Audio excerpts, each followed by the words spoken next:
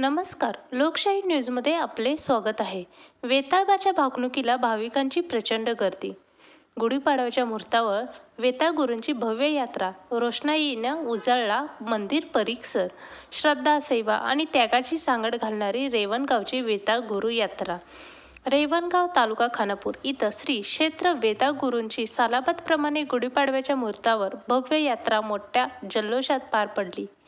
सकाळपासून मंदिर परिसरात भाविकांची लगबग सुरू होती. वेताळाच्या नावानं चांग भलं असा जयघोष करत आलेले भाविक वेताळ गुरूंच्या चरणी डोकं टेकवत नतमस्तक झाले. यंदा यात्रेचं खास आकर्षण ठरलं ते वेताळाची भाकणूक. या भाकणुकीतून येणाऱ्या काळाबाबत, पावसाबाबत आणि शेतकऱ्यांच्या स्थितीबाबत मार्गदर्शन मिळाल्याची भावना भाविकांनी व्यक्त केली.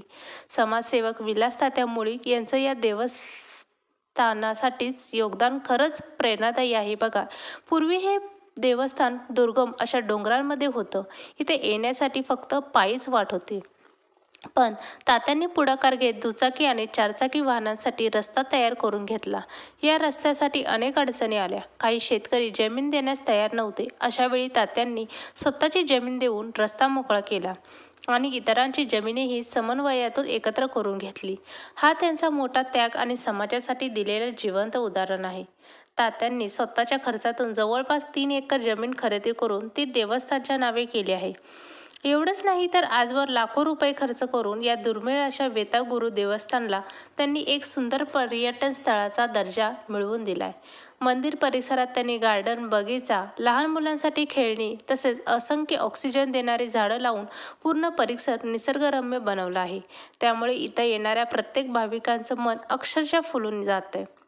याचबरोबर तात्यांनी मंदिर परिसरात भव्य दुमजली भक्तिनिवास उभारला आहे, जो बाहेरगावाहून येणाऱ्या भाविकांसाठी मोठा आधार ठरत आहे. महाराष्ट्रभरातून तसेच मुंबई, पुणे सारख्या शहरातून येणाऱ्या भाविकांची या भक्तनिवासामुळे अतिशय चांगली सोय होत आहे. विलास तात्यांच्या मार्गदर्शनाखाली मंदिर परिसरात आकर्षक रोषणाई करण्यात आली होती. सगळा परिसर दिव्यांनी लखलखून गेला होता. बघणाऱ्यांनी नजर खिळून राहील असा देखावा तयार झाला होता. यात्रेनिमित्त पारंपरिक जागरण गोंधळाचं काम पार पडलं. महिला, तरुणाई आणि ज्येष्ठ मंडळी सगळ्यांनीच यात उत्स्फूर्त सहभाग घेतला. देवस्थान कमिटीच्या वतीने सर्व भाविक भक्तांचे मनापासून आभार मानण्यात आले.